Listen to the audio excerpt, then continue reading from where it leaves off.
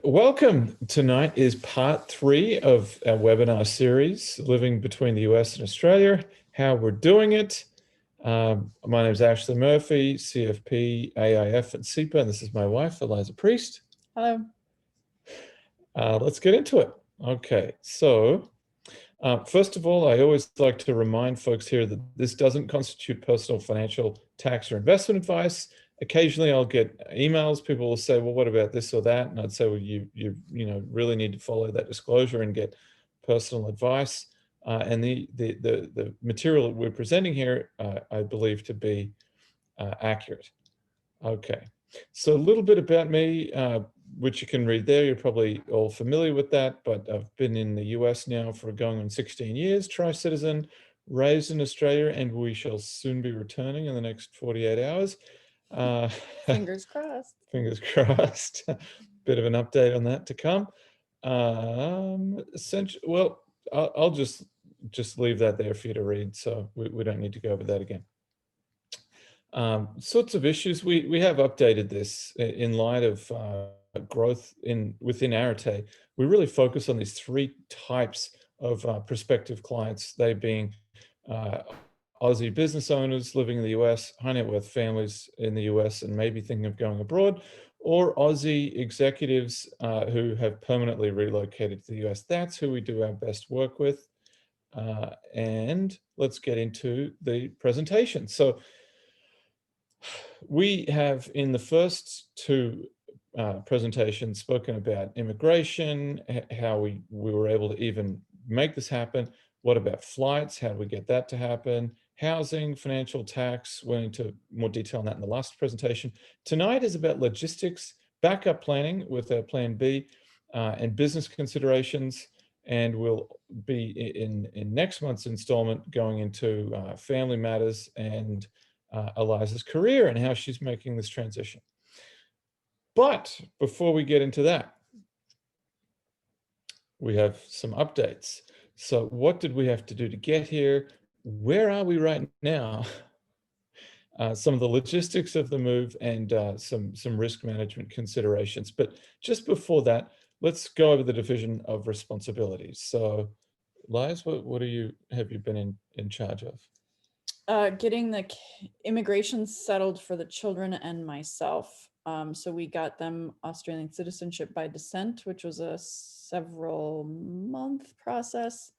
And then my visa, quarantining, which hasn't happened yet, but we've hopefully prepared as well as we can. And then we worked on the house moving out of the house in Minneapolis, and we'll be moving into a house in Brisbane. And I, was sort of in charge of that too, although we worked on it a lot together. And for me, it's been financial planning, would you believe? Who would have thought that the financial planner would have been in charge of that? The tax side, same thing, and business. So making sure that the clients are happy and that regulators are happy too. And we've had a lot of shared things as well, figuring out flights, as Liz mentioned, on the housing, backup planning, and logistics. All right, so the professional backdrop to this is there's 2 businesses I run, obviously Areté and the Global Financial Planning Institute. So how to do this, make the family and these businesses globally mobile at the time of a pandemic. Okay, so challenges in moving country. Here are some of the updates here. So what have we done to get here? It's been 6 months. Without question, this has been the most demanding project of our lives, for sure. I mean, every week, certainly every weekend, and probably at least a couple nights a week, there would be a conversation that would pertain to something to do with this. So just incredibly involved in terms of getting rid of stuff, selling stuff, selling our cars. I'll come back to that. I haven't sold my car yet, and that's on the lessons learnt list. Liza quitting a job, that was tough, and planning for the move in terms of what that would look like professionally and what Liza will be doing. Renting a house, my goodness, that was involved as well. So staging it, figuring out what to do with our stuff, finding insurance, et cetera, et cetera. So plenty involved there. Challenges in moving countries updates. So why don't you talk about where are we right now? We are in Los Angeles, California. Do you want me to talk about why we're in Los Angeles? Not yet. Ah, We don't want to give that away. I'm coming to that. we're in Los Why? Angeles And we're not in an in Airbnb. we're not in Sydney. Why are we not in Sydney? Because wasn't I saying over the past couple of months that January 13th was the move out date? It was until about January 10th, I think it was. Logistics, so we'll be talking about the change of flights and what happened there. Bit of an update. So risk management. On the health insurance side, Liza obtained an overseas visitor health cover through Medibank Private. Was there any particular reason for Medibank Private? It looked, in the end, they were all about the same. Like, I mean, remarkably similar. We solicited, I was lucky enough through the GFP Institute to be put in contact with a guy who's an Australian health and global health insurance expert. We had a conversation with him, and he said the same thing. He said, Bupa, Medibank Private, and some other company, NIB, I think it was, were all much of a muchness. Medibank Private turned out to be quite a bit cheaper, but it's a pretty basic plan. So they have something for, I think you have to be 40 and under, and I just fit into that. And we hope the flight's not delayed yeah, again, and so they're because in, that might change. right. So they're you know, they've got a special plan for younger people that they insure at a lower cost, and that's what I ended up going with. But most of the overseas visitor health cover plans were very similar, and they have a tiered approach.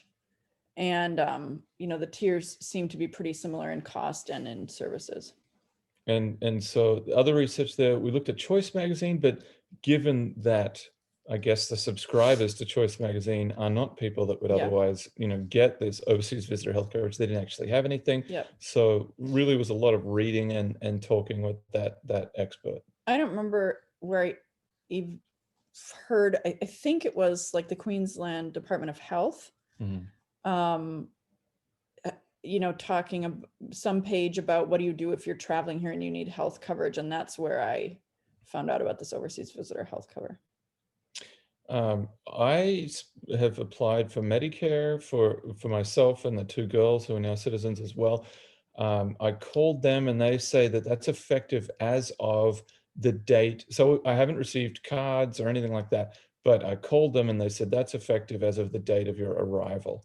They were very clear on that, and I think that's because of the cost of coverage in the US, and they didn't want anyone to be under any false pretenses there. Insurance on the home. So this is interesting. Oh, hold on. I had another thought on the overseas visitor health cover. We did do a little research onto international plans that cover your travelers wherever you go. And those were very expensive. So, but I have seen on the Facebook groups of people trying to move to Australia, a lot of people mention that, but it seemed to be very expensive, just in case anybody's actually in the process of looking. Okay, insurance on our home. So we have a single family home in Minneapolis. It turns out that if you want to rent your home and you're not a professional landlord, it was a remarkably small and inefficient market for obtaining that insurance. I shopped around. I had a number of quotes, and I'd say that's one particular area where I've got a lot of contacts, and so in the end ended up with State Farm, and I'm happy with that. Looked like a good policy, very high deductible. It's at $6,000 there, so we really hope that our home doesn't get trashed.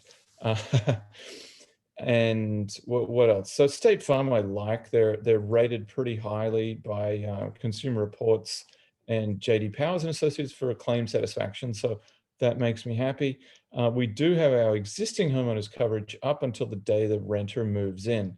That's important for the purposes of all kinds of things, you know, obviously to make sure that the house is covered, but it extends to other things as well. So our contents is covered in transit under the homeowner's policy because of specified certain items, namely computers, and bikes. They're listed items on the insurance policy with $0 deductibles. So if they're lost, fingers crossed that that doesn't happen, and also double fingers crossed that that in fact occurs in reality, that the insurer does pay out. But we're not planning on losing anything. And life insurance, why did that come up? That came up in a roundabout way. I'm pretty happy with the current life insurance coverage we've got, but I really like the insurance company, the property and casualty insurance company that we use. It's been a fantastic relationship. I won't claim that they're the cheapest out there, but they said, if you move overseas, we can only extend your relationship with us, or excuse me, we can grant you tenure with us for up to 6 months. What's tenure mean? In their black box algorithm of how they quote prices, insurance premiums and so forth, to us, there's a great deal of weight given to how long you've been a client. We've been with them since 2009 and had 2 claims in that time. Unfortunately, claims count against you very negatively, as many of us know. And so if we were to shop around for a new insurer, we would have our tail between our legs because they would see these 2 big claims that came about from hail damage and so forth. So it's very important, or not very important, but it is important to me. If there's any way of obtaining the relationship with our insurer, then I want to do it. I don't want to throw money down the toilet. So I went and got a small insurance policy, which is for no other purpose than simply maintaining tenure with the insurer. Okie dokie. So, Liz, why don't you talk about this? We rented our house. Boy, was that an undertaking. So we decided, of course you can do your own property management, but we decided to work with the company, and I'm very glad that we did. And what did they charge? So we got a 3 or 4 quotes from different property management companies. Across the board, it seemed pretty standard that to place a tenant, they charge 1 month's rent. So there's different things they can do. They can place a tenant, but not manage the property afterwards. They can not place a tenant, but manage the property afterwards. And so what we decided is to just have them do all of it because we were overwhelmed with everything else. So they're placing the tenant, pretty standard that they take 1 month's rent, or like 80% of 1 month's rent. And then there's a monthly fee for property management afterwards. The most expensive we got was $200 a month. This one I believe is $80. I think it was 100 in the end. The cheapest was 80. I think. Oh, maybe this one's 100. And then, they deal with the tenant, they manage any maintenance issues, things like that. And so that's what we did there. Can I make a point there? One thing I would notice, I would make mention of, if you're shopping around for property managers, is it reminded me so much of an experience I went through many years ago when I was having to sell a precious antique lamp that I inherited. And I had no idea, no experience what I was doing. So I went around to all these different auction houses and I said, well, what do you think this lamp is worth? And I went with the place, the auction house that gave me the highest quote. Why? Because I thought, well, gosh, they think it's worth that much more. It must be worth that much more. Well, that's what we found with this as well, is the more expensive property management firm, they said, oh, your place could rent for the highest dollar figure. And of course, that's attractive. You want to hear that, right? But really, don't forget, they don't have some secret, list of tenants that are willing to pay, over and above market rate. It's just not how it works. So we really did our own research to try and figure out what will the market bear, what will people really try and pay, and then level set that, and then base our expectations on choosing a manager based on a realistic rental rate that we had to do, because we really couldn't trust what they're quoting to us. I mean, it was within a ballpark, but then that was when we did a little bit of our own research to really assess whether we were on the right page or on the same page. Yeah, and when we chose the company that we went with, part of, we chose somebody that we really thought was being honest, and he wasn't inflating things, but he also wasn't going to undersell the property, and they have done a great job so far. So we found a renter, they found a renter. There's negotiations to happen there. but she and her family are moving in. How much do you want me to go into, the whole process, staging the house and all that? Have we talked about that? I don't think we need to get into Okay. it, other than to say it was very long and very involved. Yeah, I mean, you have to get your house rental ready, and if you have little kids and a dog, your house is not rent ready until you do a lot of work. So that's what we did. Okay, moved our stuff to storage, and then what was nice was, if you've got a fully furnished house with a home gym and bunk beds and all that stuff, it was certainly favorable to us to find a tenant that would look at that and say, yeah, I'll be happy to keep some of that furniture in place, simply because it's just going to be ding up our house and be a major hassle to move all of that stuff.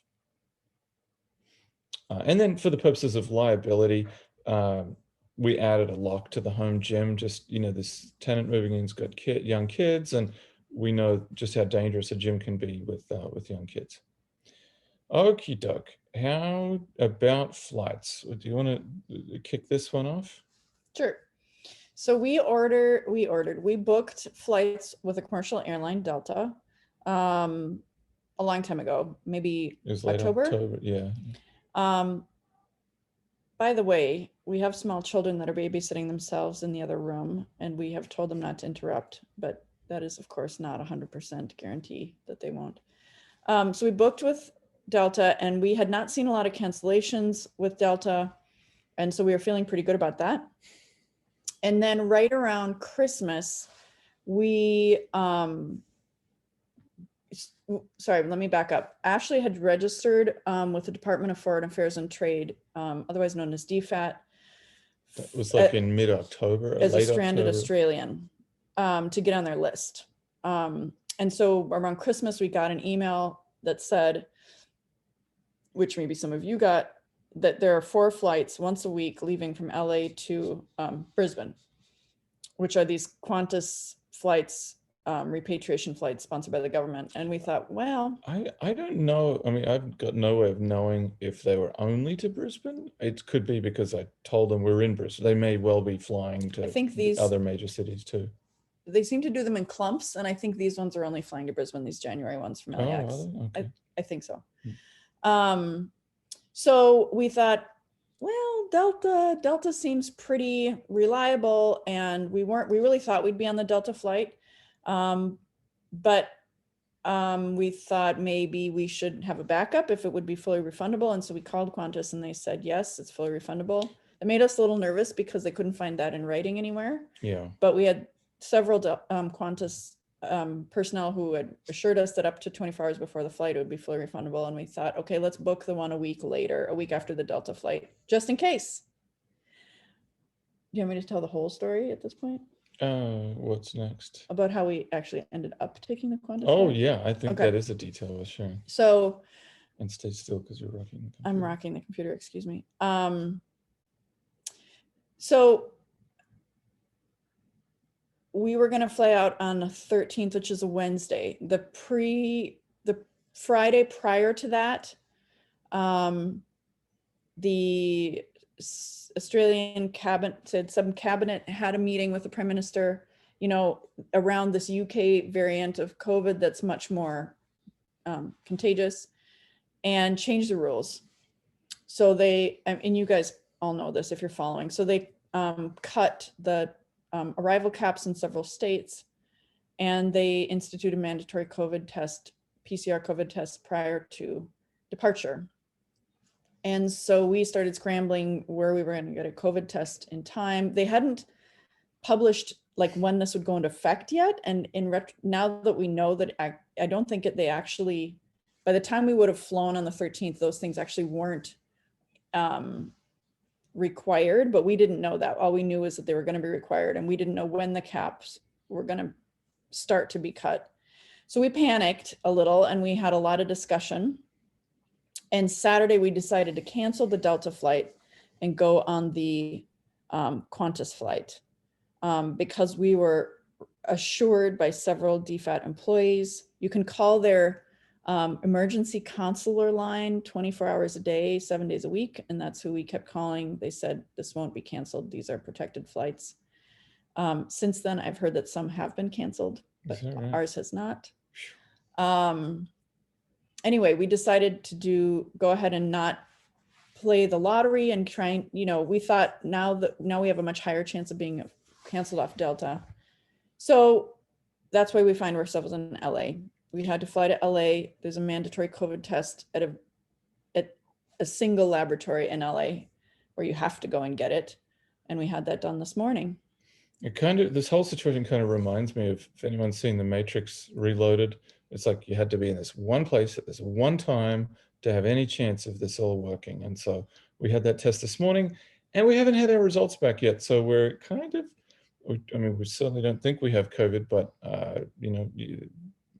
anything's possible. Liza's had a friend that only discovered by chance. What was the occasion that she had Becky, was it? Yeah. Had a COVID test. Well, she was testing patients one day and she thought she'd do a swab on herself and she was positive.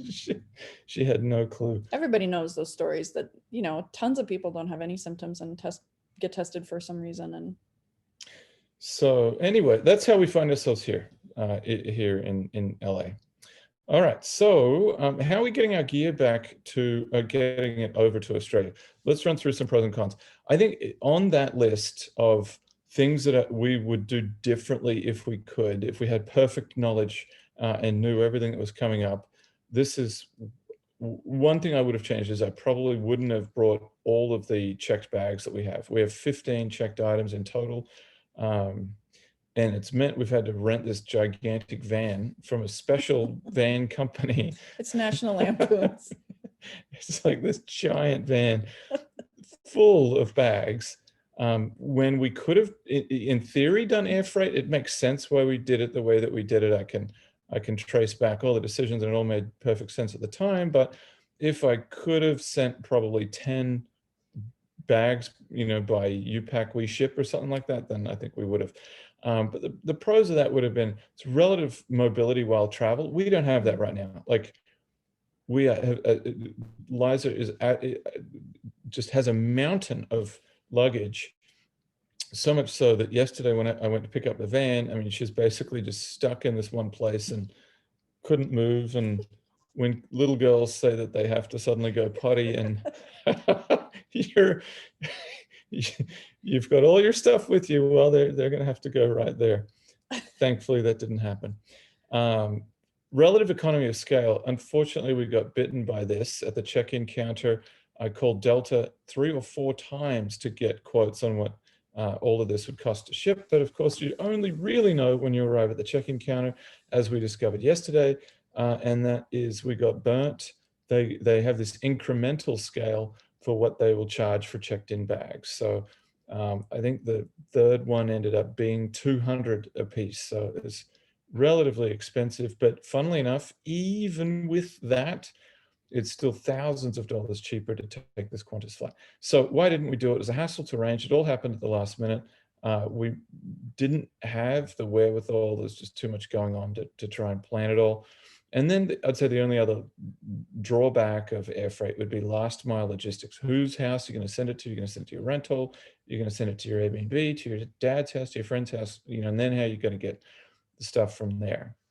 Not a huge one. But. Yeah, and there's the time lag, right? So either you get yourself organized enough ahead of time that you send all that like 2 months before, or if you send it when you're leaving, you don't have it for 2 or 3 months. Well, that's different. That's cargo shipping. I'm talking about air freight. So okay. The cargo, so different pros and cons for different types of shipping.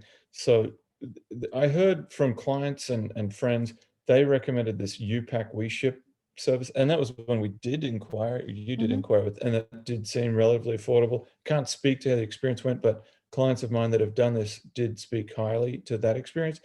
And then as for cargo, we did look into the idea of just shipping everything, just shipping all our furniture, mattress, kitchenware, the whole kit and caboodle. But really what brought that idea down was this notion here of the problem of certain items that you need immediately on arrival, like a mattress. Like, it's all well and good. if you ship your mattress, but what are you going to do for the intervening 2 or 3 months before your mattress arrives? So that's kind of a downer right there. Things have gotten even the delays and additional costs and whatever have gotten even more nightmarish due to COVID. So we pulled the pin on or plug on that one. Yeah, I also think that if you're shipping your whole house, what I got a quote, and when I was talking to one guy from a reputable company, he said you can't ship a whole house internationally for anything less than $7,000, much more like 10 grand or 11 grand. And I think if we were going to move to, if we said we're selling our house or moving to Australia, that's the end of our life in the US, maybe that'd be worth it. But if we're going to ship all that stuff back, it was going to be way more than we wanted to spend. Yeah, and then the other thing is shipping it back. So $7,000 there, let's say it's $7,000 or Australian equivalent, 10 grand back. That becomes really expensive. And so you will have seen in a prior presentation, I went through, the one-off purchases and, assuming a 50% resale on many of those things means we're probably looking at a total net out-of-pocket cost of $6,000 to $7,000 for furnishings and stuff, given the depreciation we'll experience on the resale. Okie dokie. Packing. Actually, one thing I want to say here. So if I could do it all again, which is what I think people are tuning into and interested in, then I would do it. I would do three things. I would say leverage status with an airline if you can. Obviously, this doesn't work right now because it's COVID. Caps have been halved. We don't have that luxury. But the reason we were looking at going with checked bags in the first place is with Delta and the status that I have there, I'd be able to get 3 checked bags per person. So that'd have been 12 checked bags for free, all the way from Minneapolis to Sydney in the case of where we were originally flying to. So would have made use of that, done air freight for other amounts, because we wouldn't have had the disadvantage of the mobility. We would have just arrived at the airport and then checked it all through and then dealt with it at the other end. We wouldn't have had this issue we're having in LA right now, in theory.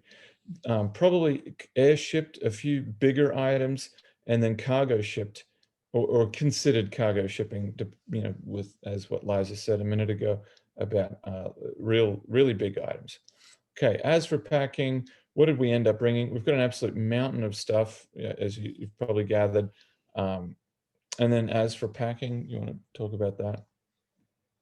Well, the Qantas flight is basically uncatered. So you have to bring all your own food. And the reason they also have no in-flight entertainment, and maybe this is of interest to you guys or not, but the reason for that is because they haven't been flying passengers for several months. They don't have any contracts. They don't have contracts with the entertainment people. They don't have contracts with the food people.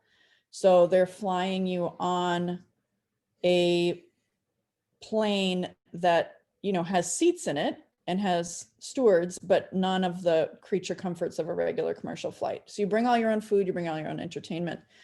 So you have to pack a lot of food for a family of 4. And then there's the quarantine. So if you have little kids, there is a Facebook group called Parents in Quarantine, which I would recommend. Anyway, you bring as much as you can possibly stand of toys and food, because if you have little kids, they might not like the food that's served. And you might not get a Woolies or Kohl's order for, sometimes people, I think you can get it that day, but depending on how busy they are or how much an area you end up being in quarantine, you may not get it for a day or two. So that's the sort of stuff that I focused on. And then a lot of people said just, a sharp knife and a cutting board, the little things that you don't think of. But this is all out there. If I am not a Facebook person, I don't generally like it, but it has been indispensable to follow these groups because you learn a lot of the ins and outs of how to survive with little ones for 2 weeks. And it's been one of the biggest risk factors. Like if we knew we were going into a certain kind of hotel with a certain kind of catering, that might have made the packing a bit easier, but it is a complete crapshoot. I mean, we Yeah, have we don't know. no clue, no control, no nothing as to where we're going to end up. It's just totally random. Other random things, speaking of random, other things, everyone obviously would think of power adapters. What I'm thinking of is like a power strip that's rated for Australia as well. Client recommended that. We're also bringing Apple TV and some Bluetooth speakers that can connect. So that way, we've got the ability to just buy a TV, and then we've got all of the same, programming that we enjoy in the US. And then kitchen knives, I think the only reason for that was they're relatively expensive and they're relatively easy to, well, be careful in packing them, but of course, but They're they're not big. they're not big. Yeah. How we handle it, LAX transfer. There's our van right there, and there's pretty much the house that we're in right now, through Airbnb. It's not fancy, but it's doing the trick. Plan B. Okay, so moving on. What would we do right now if our flight was canceled or we're involuntarily bumped? Well, really, that's what led to the duplicate flights. I've never heard of anyone ever booking 2 sets of flights for the same trip, but this was a risk management step that we took, and we took it because we know how likely it is and how many people have been canceled. So we wanted to do that after making sure it was fully refundable. Did we talk? It's important. So, I mean, yeah, we made sure it's fully refundable, but we haven't talked about canceling Delta. We meant to, yeah, that was on a previous So slide. the Delta flight, I want to say this because if this is worth it. The Delta flight was non-refundable. In theory. Well, it's published that way, and their flights aren't refundable. They've done a lot of other things to try and be accommodating. They don't have any change fees, etc. And I think we misunderstood that. And when we called and they said, well, these aren't refundable, we were pretty crestfallen, but they're very nice. Delta are really nice when you call them, but not a single person that we called and that are sort of the regular people that answered the phone had any idea about the ins and outs of the what travel is like to Australia, the caps, blah blah. And so when we called to cancel, he said, well, these are non-refundable. And we had a long conversation with this guy, at least 35 or 40 minutes, saying, we understand it's non-refundable, but this has got to be considered an extraordinary circumstance. They just have the caps. Right. They just have the caps. And I said 2 or 3 times, I said, I don't mean to be disrespectful, but do you know anything about Australia? Is there an Australian expert we can talk to? And finally he said, well, let me call the global help desk. Those would be the only people that would know. And he spent about 5 minutes on the phone with them, and he got back on the phone with us and he said, well, if you want to take the flight, you can take the flight. If you don't want to, we'll refund you fully. And we just about we literally our jaws dropped and we said, excuse me, because he had spent 40 minutes telling us these weren't refundable. And he said, that's what they said, we can refund you. And we were so glad that we pushed, and we were really nice, but we were so glad that we pushed, because when he did talk to the people who do know about these crazy circumstances, they in fact were like, yeah, just let them have their money back. And my assumption is that they know they're going to be having to cancel people and make people unhappy. And if there are people volunteering to be refunded and not take the flight, that, for a family of 4, that's 4 more people they can let on the flight. So really, I just think it's a good lesson to be polite, but to push and to really try and, make your case. Yeah. So we did get refunded fully by Delta, which is just sort of a fluke. And what was just one thing I'd add to that was the guy we spoke with was very knowledgeable about Delta's standard protocol, and he just kept repeating that to us. And we're like, you really need to understand Australia, as every country is, I'm sure. I don't know about any other country, but Australia is extremely touch and go. And I can tell you that people are getting bumped left and right. And then as sure as I could be, when he spoke to the global team, that's exactly what they repeated, and Liza just said it a second ago. All right, what if we test positive for COVID? What if we find out tonight or tomorrow morning that one of us in our party is COVID positive? Well, we don't really, we can't go, is the short answer. We can't get on the plane to Australia. We probably can't get on a plane back to Minneapolis either. Well, we're not that it's illegal to get on Right. a So you plane. can't, we can't get on any plane. So, and what we don't know, because we just haven't researched it, probably because we're in a little bit in denial about if the possibility of this happening, is we have not researched what the timeline is to get to Australia if you test positive for COVID. I think originally there was some waiting period, like wait 2 weeks or something like that. But the rumor I've heard now, but this is really rumor, just from Facebook, is that you have to test negative, which of course can take a long time before you're then allowed to travel. So the extent of the conversation we've had is that we'd probably take that huge van and drive all the way back to Minneapolis. Well, I don't think you can. No, we'd have to ship our bags and then rent a car, a one-way rental, because that van is, you got to return it to that I location. suppose so. So Yeah. somehow we'd have to get back to Minneapolis probably. And then we'd have to basically totally rejig our lives according to whatever we could work out to be plan. That would be more like plan Z, not plan B, because we've been through so many permutations. Yeah, exactly. Melissa, we'll come to questions at the end, and thank you, Robert, for your point there. What if we're otherwise delayed for several weeks? We don't even know. I mean, just fill in the blanks. We get bumped or delayed, or someone's got COVID and they say you can travel in 2 weeks. Well, that's really tough because we're already right at the limit of what we're willing to wait. If it was a week, I'd say we could probably swing it. Probably 2 weeks. And beyond 2 weeks, though, that's where we'd be like, okay, we need to jump in that car and head on back to Minneapolis because it's just too difficult. So many people's careers, lives are on hold, waiting to resume back in Australia. Should we answer that question? What about the sick person's care? I don't know the context of it, and I just mentioned that I addressed that at the end. Oh, okay, sorry. Plan B, any other no-go situations? Well, in other words, what would cancel the trip? And one would be business compliance. I hired an attorney to look into my compliance in the US and in Australia, have the green light on that. So that's looking good. What might happen to shorten the length of the trip? Well, no renter. Suddenly the cost for us, relatively speaking, just went up by thousands of dollars a month. Major market downturn or business downturn, that would change things. Or if there was some gigantic foreign exchange movement, that, let's say, a 15 or 20 cent movement, not percent, I mean cent, which is even larger than that, which I don't foresee, but that could change things because that again would drive up the cost by thousands of dollars per month. Let me see here. So, what are some other business? This is more on my talking points here. So, what considerations have I had to make in planning to move the business?